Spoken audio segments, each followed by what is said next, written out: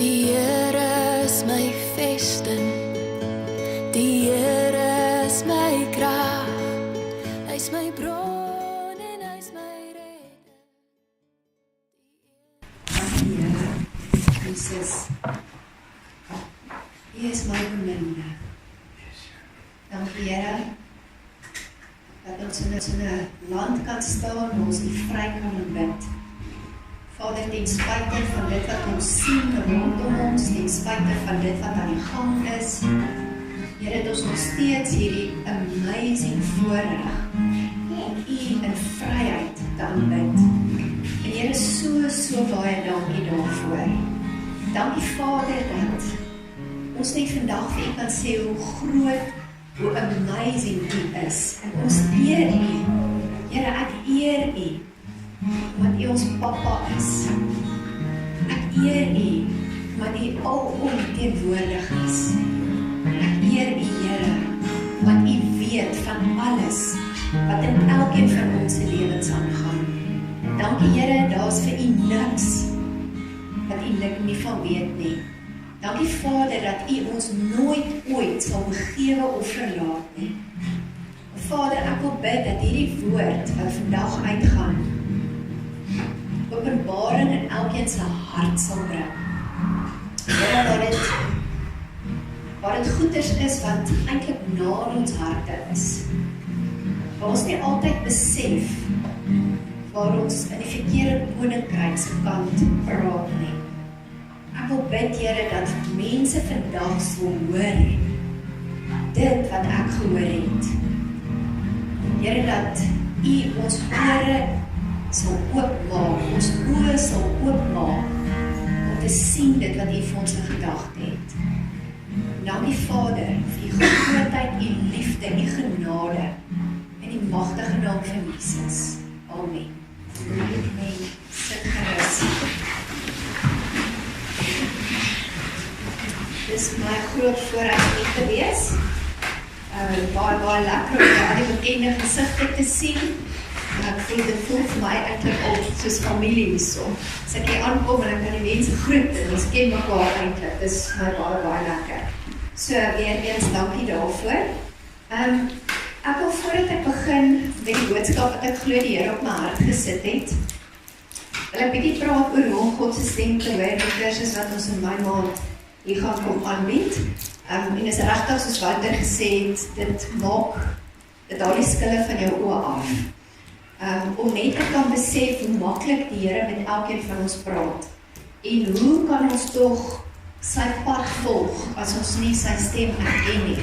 Hoe kan ons tog doen wat hy vir ons sê as ons nie seker is dis hy wat met ons gepraat het nie? So ja, ek wil julle regtig waar aanbeveel om die kursus te kom doen. Dis lekker, dis fun, jy kry baie woord, dit is opwindend. Dit is nie 'n baie boring kursus of jy gaan grou diep in al jou verlede goeders nie, dit het niks met dit te doen nie. En eintlik profetiese woord gaan daaroor om God se stem te hoor vir myself en vir ander. En dit is juist een van die goed waar ek praat vandag, is die woord in my mond. Wat maak ek met die woord in my mond? Saai ek in die koninkryk van duisternis, of saai ek in die koninkryk van lig? Is ek besig om in God se koninkryk te bou? Of is ek besig om eintlik in Satan se koninkryk te bou? En ek weet, soos wat julle hier sit, kom dit nou in jou gedagtes op, nee, ons is mos kinders van die Here, nee, ons is daagliks besig om in God se koninkryk te bou, maar ek dink ons gaan vandag daar 'n bietjie geskok wees, as jy agterkom wat in jou hart aangaan. Soos wat ek, vandat ek besig is om hierdie boodskap voor te berei, eintlik geskok is om te sien wat in my eie hart aangegaan het. Ek is besig om dit reg te stel. So, ek gaan na baie skrifte verwys, so jy hoef nie elke keer te blaai nie, want dit gaan lank vat. Ek gaan baie keer verwys na skrif en net sê wat daar staan. Maar ek sal vir julle sê watter skrifte ons wel saam gaan lees. As julle dalk so lank wil oopmaak, kan julle oopmaak by 2 Konings 2.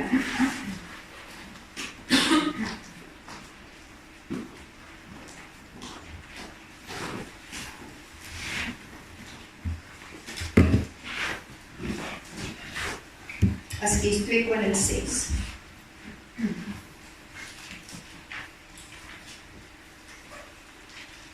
Kyk. Nou, ek gaan nie in Genesis, wil ek net 'n paar verse lees. Ek weet nie wat ek praat, en ek iets verkeerd. Hoor jy dit?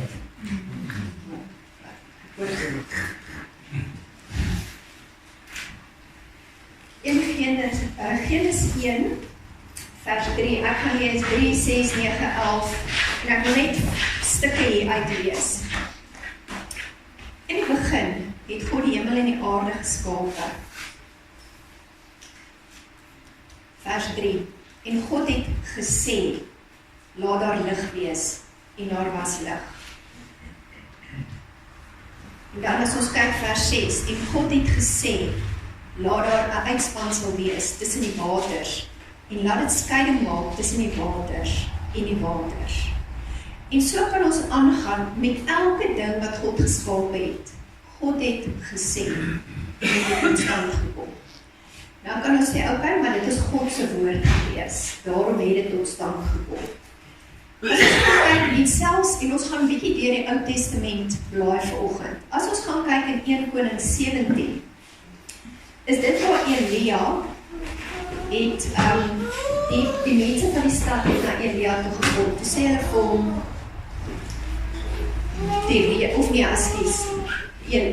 in 1 Konings 17 het dit opgehou reën op grond van Elias woord.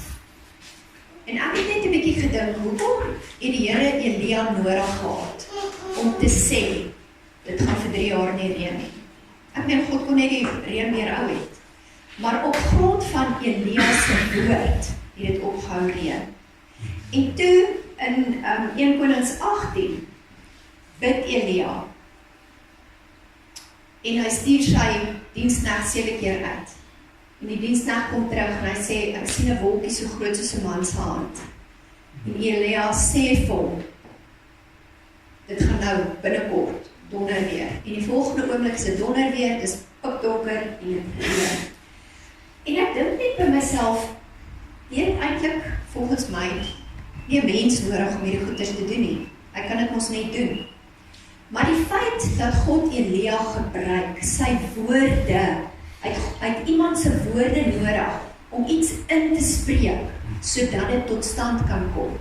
Dan gaan kyk ons in Numeri 20, vers 8 tot 11, waar die Here vir Moses gesê het, praat op die klip, sodat daar water na vore kan kom.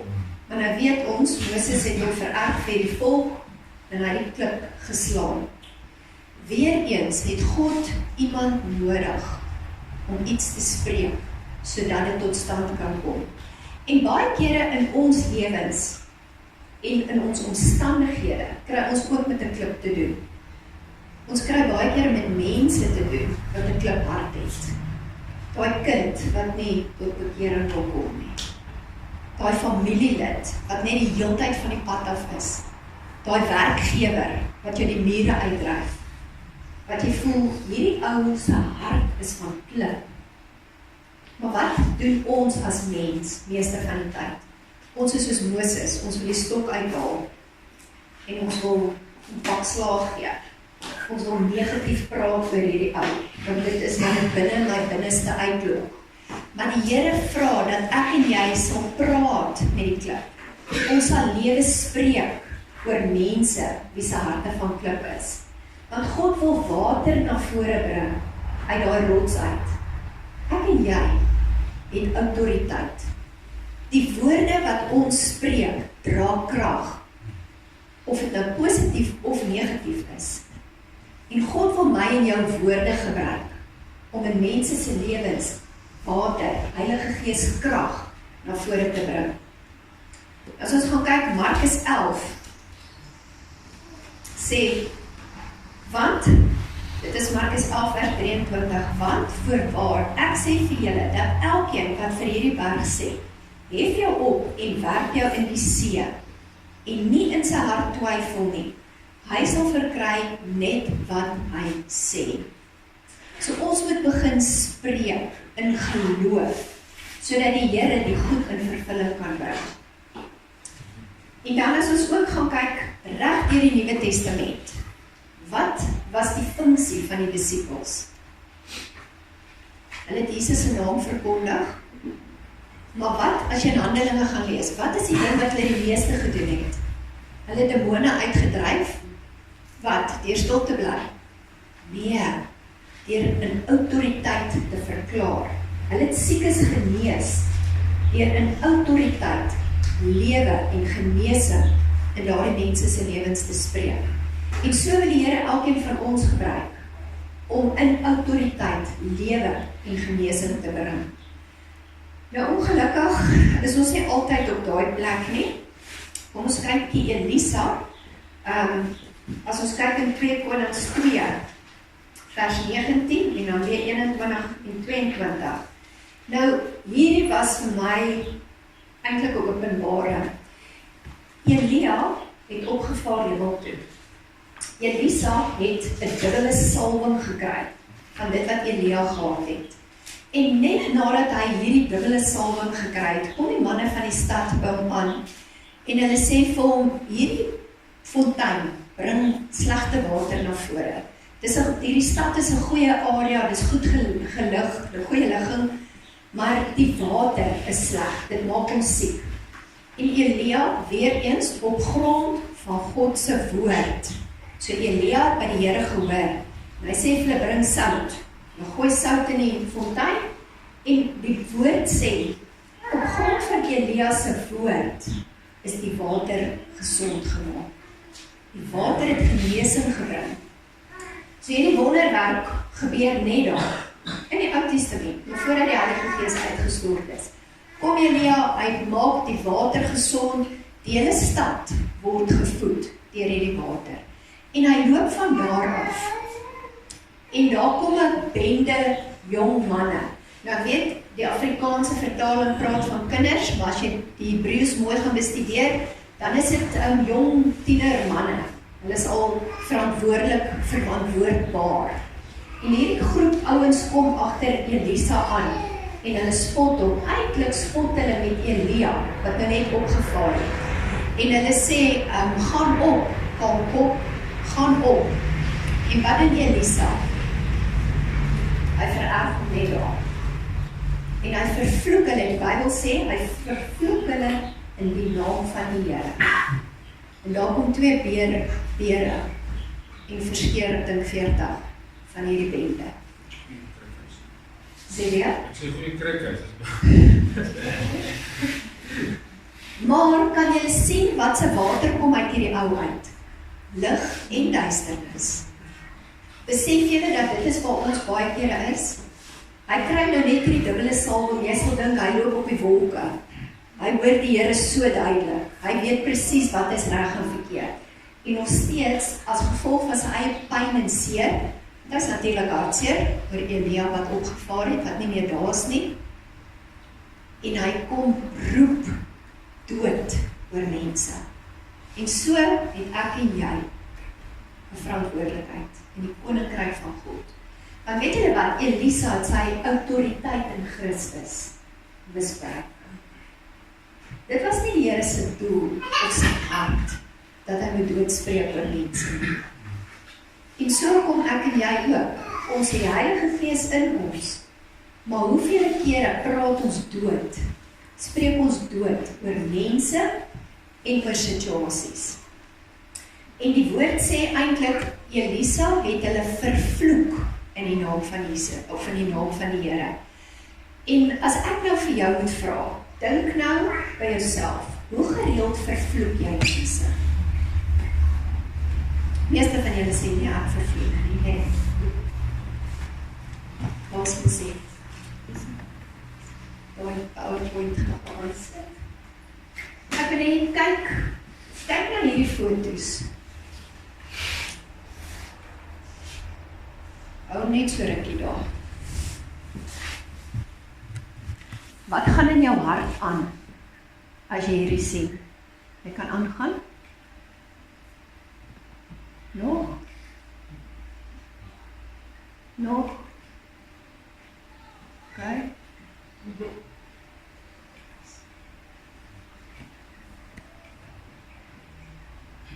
Wie van julle, jy kan aangaan, wie van julle, terwyl jy na daai foto's gekyk het gevoel jy wil hierdie mense sien? En jy verstaan die Here is besig om met my ook te werk. Ek draf, en terwyl ek besig is met die boodskap uit te werk, draf ek nou die oggend, en daar in Lewe so, onder die duikveg is die muur so, die wal van die muur is so, en hulle het hordes van Julius Malema se gesig daar geplak.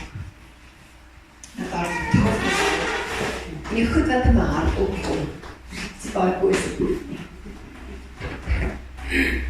Excuse. Goed wat in my hart opkom, is baie positief nie. En onmiddellik sê die Heilige Gees vir my, waarmee is jy besig? Jy wil vir ander mense die boodskap gaan gee. Oor wat praat jy, maar wat gaan in jou hart aan? Wat dink jy oor hierdie mense? En ek besef, jy weet, ons is wanneer Vrydag aand by vriende, en die mense begin praat spesifiek oor wat Julius Malema, nou ek kyk glad nie nuus nie, so ek is nie op hoogte van die goed nie. Praat oor goed wat hy nou weer te sê gehad het en so. En die een persoon sê, ek kan nie verstaan dat niemand nog uitgehaal het nie. Hoekom sal nie iemand wat hom net, sniper of 'n ding wat hom net kan uithaal nie? En iemand anders sê, ek het alles gevoel om te doen. En ek sit daar en ek dink, Here, ons is almal kinders van God, wat daar teenwoordig is. Die Here wil my en jou gebruik om lewe te spreek. Maar wat doen ons? Ons praat saam met die res van die wêreld. Ons spreek dood. So, ons vervloek eintlik. En eintlik, as jy saam met die wêreld negatief praat, in wie se koninkryk is jy besig om te bou? Ons is instrumente in Satan se hande. Besef ons dit? Deur die woorde wat ons spreek, bou ons in sy koninkryk. Of deur die woorde wat ek spreek, bou ek in God se koninkryk. Die keuse is myne en joune. Ons hoor gereeld, daar is die werk vir 'n wit man in hierdie land nie. Laat 'n ou net so ding drop, waaroor gaan die hele gesprek dan? Is die gesprek positief? Wie van ons sal dan opstaan en sê, nee, maar dis nie waar nie. Nee man, kom ons praat positief. Kom ons roep eerder werk in vir die blanke mans. Maar nee, ons praat saam. So die fout hoef eintlik niks te doen nie, want ons, kinders van God, besig om sy koninkryk vir hom te bou. Hy hoef nie eers demone te gebruik nie, hy gebruik sommer die kinders van die Here. So, ek het net ervaar met hierdie boodskap, die Here wil regtig vir ons as kinders van God oprig om lewe te begin spreek. En ek weet, ons kan ook nou nie belaglik wees en sê, Julius Malema is hierdie awesome ou, en hy is so goed vir die boere. Nee, want dan lieg ons nou ons. Kan nou nie dit sê. Maar ek en jy kan 'n spreekbuis wees. Ons kan sê, Here, dankie dat U hierdie man tot bekering draai. Dankie dat ek U lewe oor hom kan uitspreek. Vader, ek bid dat die plan wat U met daardie man het in vervulling sal kom. Is ons dan besig om 'n koninkryk van God te bou? Ja. En onmiddellik terwyl ek so draf en hierdie negatiewe gedagtes kom by my op, sê ek is jammer, Here. En nou, elke keer op elke bord, waar ek hierdie ou se gesig sien, of die president se gesig sien, begin ek lewe oor hulle spreek. Begin ek vir die Here vra, hy het hulle tog met 'n doel op hierdie aarde gesit. Hy het nie net sekere mense uitgekies nie, hy het hulle ook gekies. Hy het 'n goeie plan met hulle lewe ook. En dan roep ek God se plan in vervulling oor hierdie mense se lewens. En ek dink net aan Saulus. Onthou julle vir Saulus? Hy het die Christene vervolg. Hy het toestemming gekry by die regering om mense uit hulle huise uit te gaan sleep klippe dood te gooi. Ek sien nie die prentjie in jou kop. Hy gooi mense met klippe dood. Daai ouens het eintlik niks gedoen nie, behalwe dat hulle die Here dien. Kan ek en jy sê, ons word uit ons huise gesleep, ons word doodgegooi, dit voel partykeer amper so erg, nee. Ons land word gevat. As die Here vir Saulus kon omdraai, dink jy, die Here kan vir Zuma, vir Julius Malema, vir al daai ouens in ons land, dink jy hy kan hulle draai? Hy kan verseker. Gaan jy van nou af vorentoe 'n instrument in God se hande wees? Of gaan jy 'n instrument in die vyand se hande wees? So my praatjie vandag is nou nie eintlik rondom die politiek nie. Dit gaan eintlik oor wat praat jy? Want net, ek weet net, die situasie in ons land maak dat ons Afrikaner volk baie negatief is, baie negatief praat. En dit is hoekom ek net ervaar om hierdie met julle te deel. Dit is iets wat die Here met my deel. Dat ons gaan begin positief spreek en lewe spreek oor hierdie mense se lewens. Maar nie net oor hulle lewens en oor ons land as geheel nie, maar ook in jou eie huishouding. Daai kind wat nie sy pad kan vind nie. Daai man wat net nie by die Here wil uitkom nie. Ek weet daar's hoeveel vrouens of hoeveel mans wat voel, ek stap hierdie pad alleen. Wil nie meer nie, moeg, kan nie meer nie. Begin lewe spreek oor die rots. Moenie goed sê soos, hy sal nooit verander nie. Ag, ek ken hom nou, hy sal nooit verander nie. Want wat spreek jy? Dit wat jy sê, is dit wat jy gaan kry. Die woord sê, dit wat jy saai, is dit wat jy gaan oes. Gaan iets anders opkom, as jy negatiewe goed spreek. So begin let op wat ons praat.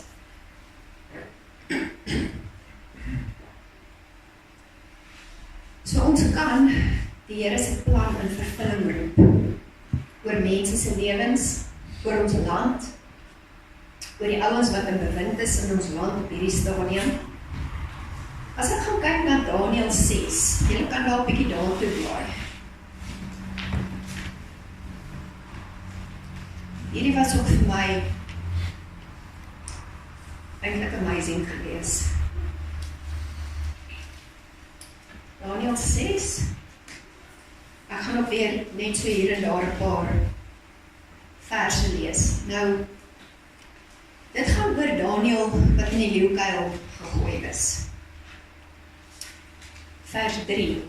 En oor hulle 3 ministers, van wie Daniël een was, aan wie die landvoogde rekenskap moes gee, sodat die koning nie sou skade ly nie. Nou moet julle weet, Daniël is 'n balling. Hy is onder koning Darius aangestel. Nou Darius is 'n heidense koning. Maar luister hierso, Daniël is aangestel sodat die koning nie sou skade ly nie. So Daniël is aangestel om te sien na die koning, die heidense koning, se land, daai area wat hy moet bestuur. En dan sê vers 4, toe het hierdie Daniël bo die ministers en die landvoogde uitgemind, omdat 'n voortreffelike gees in hom was. Daarom was die koning van plan om hom oor die hele koninkryk aan te stel. So, hierso nommer 1 is 'n kind van God, wat die heidense koning se belange moet beskerm. Sê nou ek en jy, een van ons moet nou daar in die governement gaan werk, van ons belange beskerm.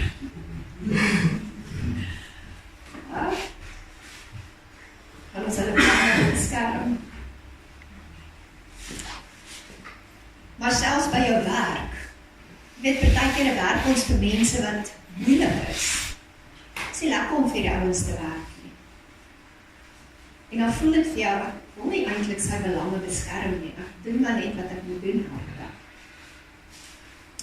Maar omdat Daniël uitgestaan het, wou hierdie koning hom bevorder. Maar wat vir amazing is, hy sê hierso, bo die ministers uitgemind, omdat 'n voortreffelike gees in hom was. Ek en en jy het daai voortreffelike gees in ons. Ons het die Heilige Gees in ons. En tog lewe ons nie noodwendig altyd soos Daniel nie. Ons lewe baie keer soos die wêreld. As die wêreld na ons kyk, ek sê baie keer, as die wêreld na my kyk, wonder ek, of kan hulle sien, ek is 'n kind van God, of lyk ek maar net soos die res van die wêreld. Want ons kan nie sê, ek het God se gees in my, maar ek lyk soos die res van die wêreld nie. Dan, toe die ministers en die landvoogde gesoek om 'n grond vir aanklag teen Daniel te vind met betrekking tot die regering, maar hulle kon geen enkele grond vir 'n aanklag of verkeerde handeling vind nie.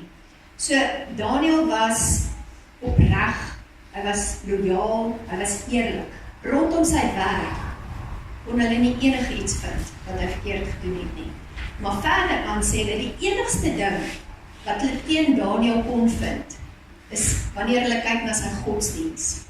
So dit sê vir my, as ek werklik lewe volgens die woord van God, dan sal mense ook kan sê, die enigste ding wat ons fout vind by hierdie persoon, is die feit dat hulle kind van God is. So eintlik is daar dan niks wat hulle kan fout vind by ons nie.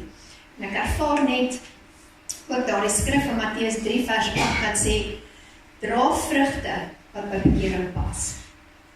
Ons moet begin optree, sodat die wêreld Jesus se lig kan sien. Ons moet uitgaan in die wêreld en Jesus se liggaam wees.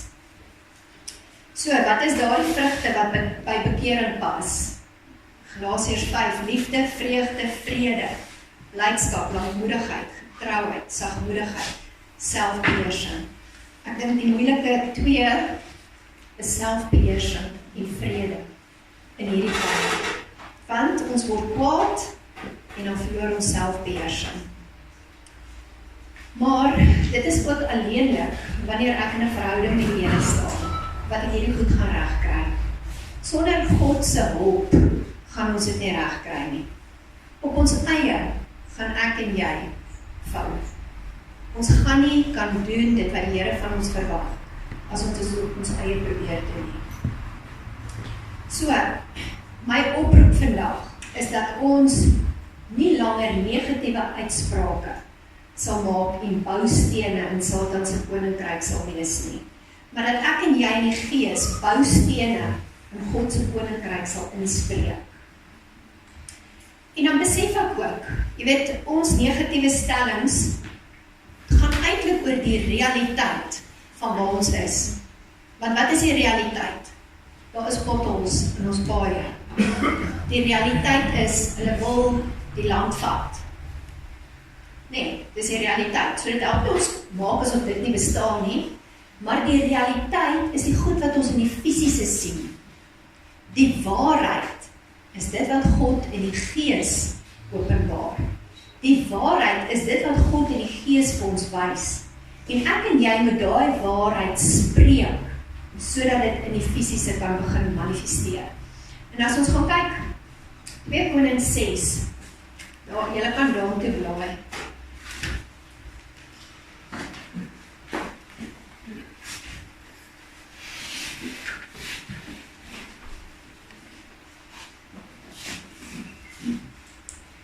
Twee Konings 6, vanaf vers 16.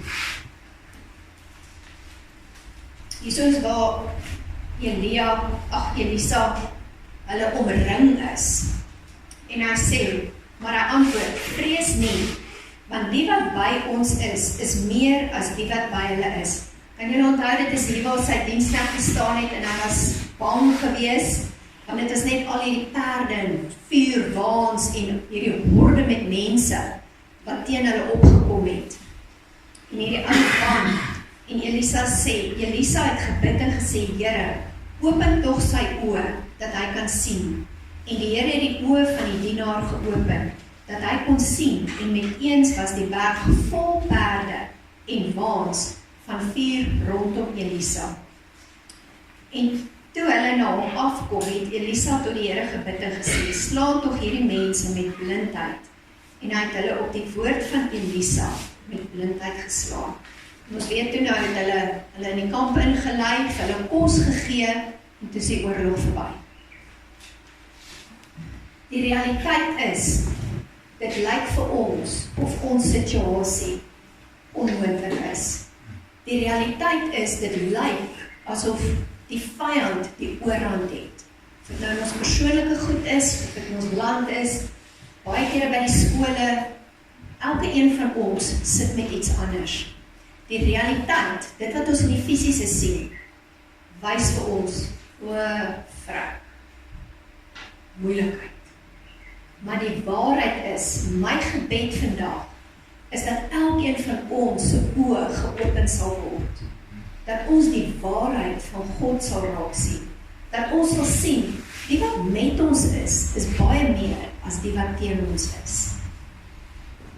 In 1 Korintiërs 2 vers 9 sê ook, no eye has seen, no ear has heard, no mind has imagined what God has prepared for those who love him. En toe ek hierdie lees te besef ek, dis presies hoe dit is. Ons oë, ons ore, ons gedagtes, dis alles dit wat ons in die fisiese, ons beleef die realiteit. En wanneer ons in die realiteit en die fisiese vasgevang is, gaan ons nie sien wat God vir ons in gedagte het nie. Ons gaan dit mis. En ons, ek net nou so bietjie getuig, ek en Gerard het ons eie besigheid en ek weet nie eers voorheen toe ek hier was, het ek dalk ook daar gepraat, julle sal sê ek klink soos 'n band wat oor en oor dieselfde ding sê.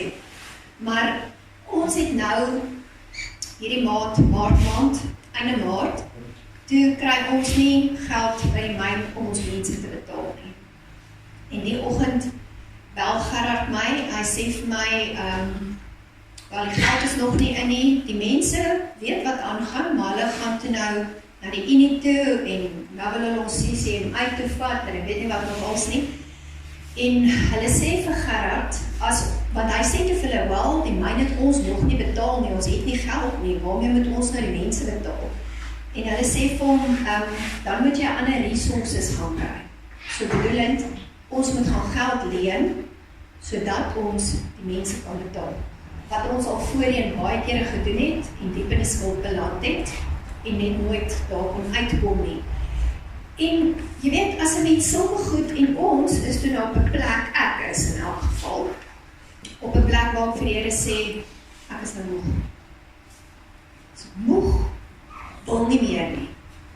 En as hierdie skip nou moet sink, moet hy nou maar sink. Maar ek is klaar met die besigheid. Dis nou my woorde. Nou is die Here hier besig. Met my met iets anders, ons is Here. Dit het nou, wanneer laasweek? Nou, Vrydag, Donderdag, van Donderdag af. Nou is ek besig met die boodskap. Kan julle sien hoe moeilik is dit? Om op te hou, om in die gees te bly, om nie in die vlees te verval nie. Maar so saam ek nou maar by die Here, en ek vertel vir hoe kwaad is ek, en hoe voel ek oor alles.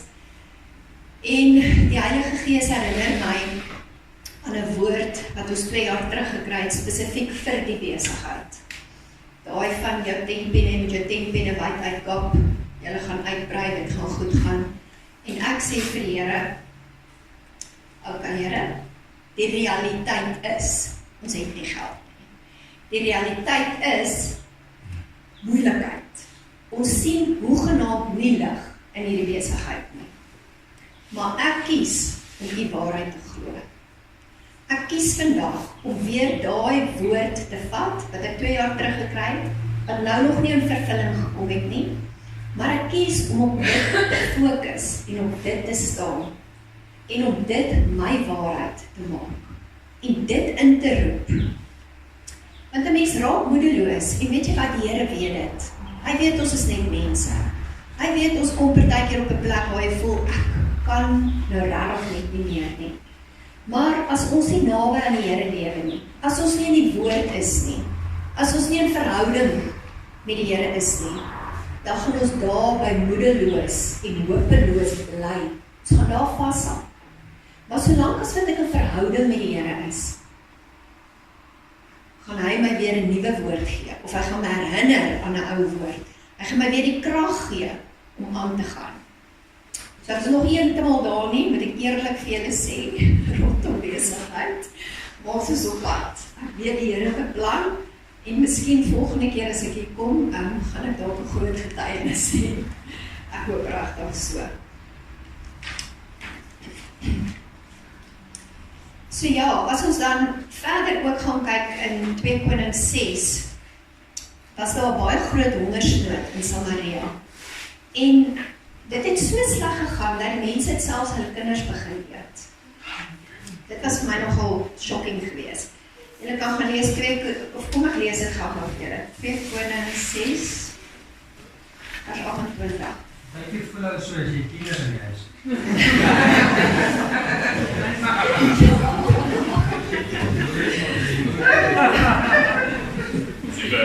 zie dat toch niet.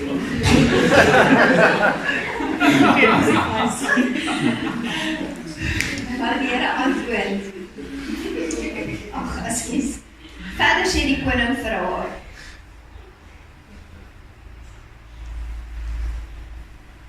"Wat is dit met jou?" En sy antwoord: "Hierdie vrou het vir my gesê, gee jou seun dat ons hom vandag eet. Dan kan ons môre my seun eet."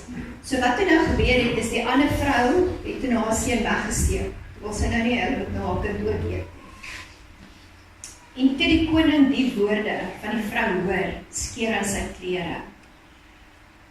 En toe word hy kwaad, hierdie koning word kwaad, en hy wil die profeet gaan onthoof. Want die profeet is 'n spreekbuis van God. So die koning het eintlik die profeet gesien as God. Want hy het eintlik in opstand gekom teen die Here. En nie noodwendig teen die profeet nie. Maar hy kan niks aan die Here doen nie, so hy kan die profeet se kop gaan afkap. En nou sê hy hierso, hy wil toe nou die profeet gaan onthoof. Julle aan die einde vers 33 sê, en die koning sê, kyk, hierdie onheil kom van die Here. Wat sou ek langer op die Here wag? En julle, ons moet versigtig wees, dat ons nie op die plek kom, waar ons begin kwaad raak vir die Here, om dit goed nie in plek val nie. Dat ons nie opstandig raak, wanneer die Here nie vir ons deurkom nie. En soos ek nou sê, dis nou al 2 jaar. In hierdie 2 jaar was ek al oral, glo my. Ek was al op die pieke waar ek geglo en vertrou het, ek was al in die dal van doodskaduwee waar ek gesê het, Here het ons verlaat, wat gaan aan? Is U nie saam met ons hierin nie? Is die woord nie die waarheid nie? Julle weet hoe gaan dit. En ons moet versigtig wees, dat ons nie kwaad word vir die Here, wanneer goed nie vir ons in plek val nie. Maar weer eens, as jy verhouding met die Here het, hy ken jou hart. Hy weet jy is net 'n mens. Hy weet ons het emosies. Hy weet ons kom op moed verlore se vlakte. Maar ons kan nie daar bly nie. Want as ek daar bly, het ek moeilikheid. As ek my hart teen God verhard, het ek moeilikheid. So ja, gaan gooi nou by jou tantrum, huil, doen jou ding, maar kom net weer op die plek waar jy sê, Here, ek vat U woord. Ek vertrou U. Ek glo U gaan my deurdra. En dan as ons kyk, 2 Konings 7, vers 1 en 2, hoor die woord van die Here, dis waar Elisa sê, hoor die woord van die Here, so spreek die Here, môre omtrent sulke tyd, sal 'n maat fyn meel 'n sikkel, en 2 mate gars 'n sikkel kos, in die poort van Samaria.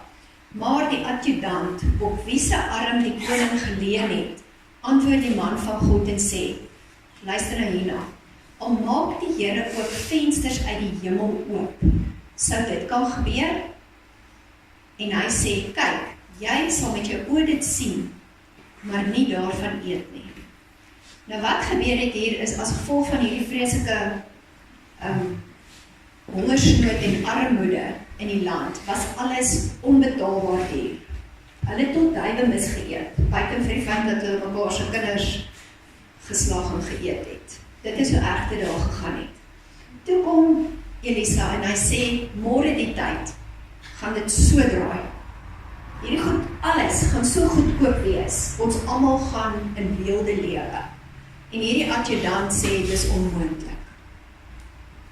En toe, weet ons nou ons, hulle het daai 2 Malaatse ouens het afgegaan na die vyand se kamp toe en hulle het gesien, hierdie ouens het die kamp verlaat en alles net daar gelos. En so het hulle teruggegaan na die koning toe en hulle daai goeders gaan byt, hulle het alles gaan haal. En toe word dit waar wat die profeet gesê, die volgende dag, toe het hulle 'n oorvloed van alles. En hierdie adjudant het uitgemis, want hy het in ongeloof doodgespreek. So, ek en jy moet ook versigtig wees, dat ons negatiewe uitsprake, wat ons maak as gevolg van ons ongeloof, nie God se seën in ons lewens keer nie. Want ek glo, as ek in ongeloof, as ek nou byvoorbeeld in ons besigheid gaan aanhou om te sê, ag nee, dis nou klaar. Gaan nie eers verder probeer nie. Dis moeg hiervoor, dis nou verby, hierdie skip gaan sink. As ek aanhou om in daardie ongeloof op te tree, is dit waarskynlik wat gaan gebeur. So ek het 'n keuse in die lewe.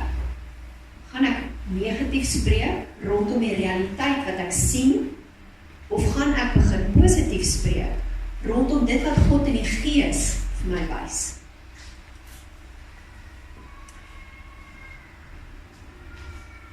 So, as jy vandag hier sit en jy voel, die situasie is onmoontlik, wil ek vandag vir jou sê, dit is nie onmoontlik nie. Ek sê vandag vir jou, by God is enigiets moontlik. In jou situasie, in jou kind, jou man, jou vrou, jou werk, verhoudinge, finansies, in ons land, by God is niks onmoontlik nie.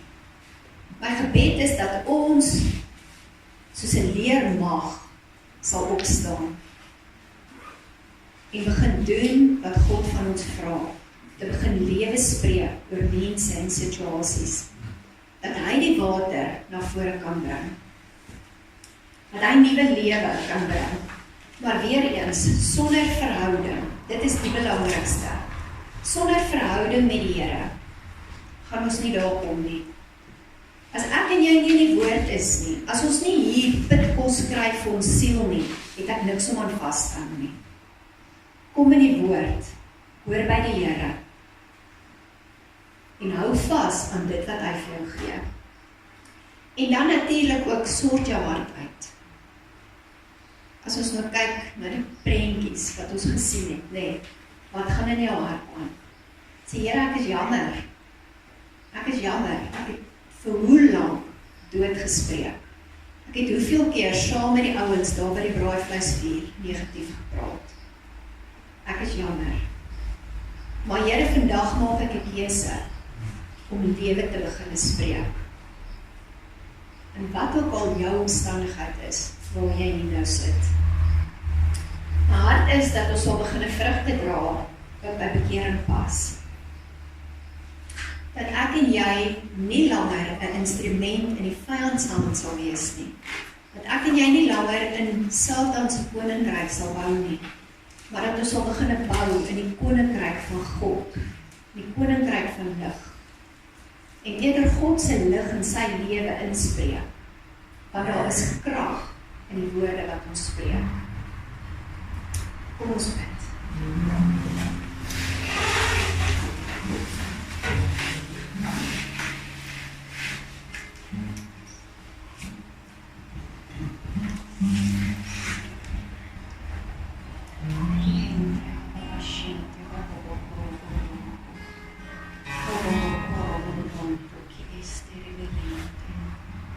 Dankie Here, dat ek deur die krag en die autoriteit wat ek in Jesus het, ons spreek ek lewe oor ons land. Vader, ek ons spreek lewe oor elke duistere plek. Ek wil vra Here dat U lig sal inskyn, dat die duisternis sal verdryf. Dankie Vader dat ek vandag vir die mense soos Julius Malema kan bid. Dankie Vader dat ons as kinders van God in eenheid kan staan en sê, Here, ek vra dat U hierdie man sal omdraai soos wat U vir Saulus omgedraai het. Here, soos wat Paulus die wêreld aan die brand gesteek het met U koninkryk, kerke geplant het. Here, ek bid dat U vir Julius Malema so sal draai, soos wat U vir Saulus gedraai het. Here, dat hy 'n Paulus sal word in hierdie land van ons, dat al sy volgelinge saam met hom na Christus sal draai. Vader, dat U Gees op hulle sal wees. Ek bid dit vir elke persoon in die regering. Vader, maar ek vra ook, soos wat mense hier voor my sit vanoggend, het elkeen ook hulle eie probleem, hulle eie situasie, hulle eie klip, waar daar geen lewe en geen water uitkom nie. Vader, deur die krag en die autoriteit wat ek in Jesus het, ons spreek ek in die Gees, elkeen van hierdie situasies aan. En ek sê vir jou, daar sal water voorkom. Daar sal nuwe lewe hieruit voorkom in die naam van Jesus. Ek dank die Here dat ons die autoriteit het om te verklaar, om te profeteer, om te spreek in die geeswêreld. Vader, dat daardie woorde bou. En daarom ons spreek ek lewe in elke persoon wat hier voor my sit. In elke situasie. Dankie Vader vir die krag, die genade, die liefde. En ek wil vra Here, waar mense daar moedeloos is, moeg is, befoos is, dat U net weer van 'n nuwe krag sal gee. Dat U vir mense weer 'n woord sal gee om aan vas te hou. Te sê, hy wat met ons is, die wat met ons is meer as die wat teen ons is. Dankie Here dat ons daaraan kan vashou. Dat U wat in ons is groter as hy wat in die wêreld is. Ek dank U daarvoor in die naam van Jesus Christus. Amen. Ek het eintlik vanoggend toe ons hier buite gestaan het, ek 'n bietjie begin bid en vir die Here gevra om 'n bietjie woord te gee. En ek het hier was 'n meisie hier buite met 'n leerbaai. Is jy? Wat is jou naam? Carly. Ek het ervaar, ek wil eintlik profetiese aksie doen met jou. Ek wil jou hand vat, Jesaja 60 sê, arise and shine. Arise and shine. Ek ervaar, die Here wil net vandag sê, you are beautiful. Jy het nie nodig om weg te kry nie, jy het nie nodig om ergens nou nie te gaan sit nie, jy is daar. Jy het sekere gawes in jou gesit. Ek sien jy travel die wêreld, ek weet nie of dit 'n behoefte van jou is of 'n begeerte is nie, ek het actually jou gesien as 'n ligvatin, weet jy of 'n crazy is nie. Maar wat ek ook gesien het is, you will travel the world for the kingdom of God. I see you as a teacher, you will teach people all over. In lande wat jy nie eens die tale van ken nie, sal jy mense teach. Ervaar net, jy gaan die Here se naam versprei. Dit beteken nie noodwendig dat jy sendeling is nie, maar ervaar net, jy gaan baie travel en deur daardie gaan jy met mense praat. En die boodskap wat die Here vandag vir jou gee, is jy is so pragtig, soos ongeveer. Dit is nie jouself wat begin sien. Maar nie laat die wêreld vir jou enigiets anders vertel nie. You are stunning. Dankie Here. En ek het ook jou woord gekry. Wat is jou naam? Excuse? Janine. Ja, ek het die skrif wat ons besigheid gekry het, Jesaja 54 van span jou tent binne wyd. Ek ervaar die Here jou gedagte. En dat jy baie kere dalk voel, ek is maar hier agter en ek kry die reg en ek is nie heeltemal op die voorgrond nie. Maar ek ervaar dat die Here iets liefs ter gedagte het en dat dit groot is, maar dat jy ook 'n verantwoordelikheid geneem. Dat jy gaan met jouself oopmaak, oopstel, gereed maak, sodat hierdie tempel uitgeskryf kan word. Ek weet nie hoekom die Maxie die kleuterskool, ek weet nie wat se werk doen jy, want as jy by die huis, is jy sister. Werk jy enigstens met kinders? Geen behoefte nie. Jy hart vir kinders? Ek weet nie so.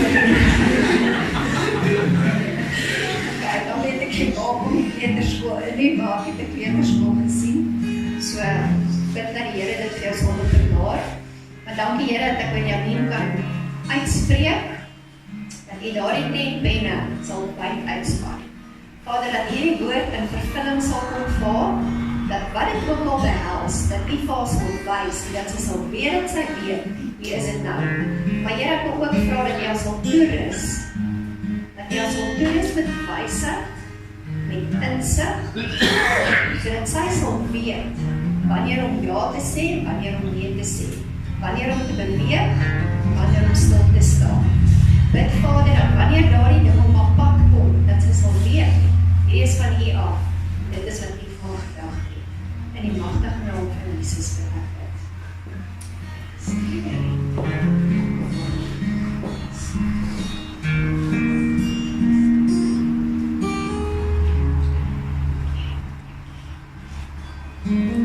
Wanneer ek het vir jou vreemde woord iets gesien, ek het eers het ek bytpens gesien, toe sien ek groenboontjies, toe sien ek een van die botterbolie, weet al wat ons altyd ons kinders was, so die batta en water, en dan plant jou, en dan moet hy nou opkom. Ja. Ek het dit gesien, en ek sien ook om haar lewe klein plantjie uit hierdie watta uitgegroei, en die volgende oomblik is dit hierdie massiewe plant. En onmiddellik kom Jan en die boontjie rank by my op. Ek ken eers met die storie nie. Ek weet net hierdie ou dinge op 'n baie groot plant geklouter. En wat ek net ervaar het uit dit uit, is daar's iets wat jy genurture het. Daar's iets wat jy, en ek weet nie, maar ek vermoed dit het iets met verhoudings te doen. Daar's iets wat jy mooi opgepas het.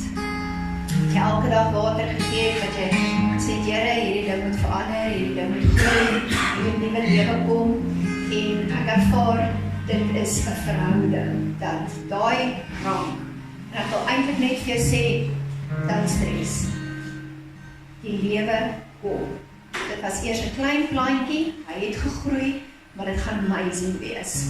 Ek hoop dit beteken vir jou iets. Hoeveel tyd het ons nog? Nog so 5 minute daarbij.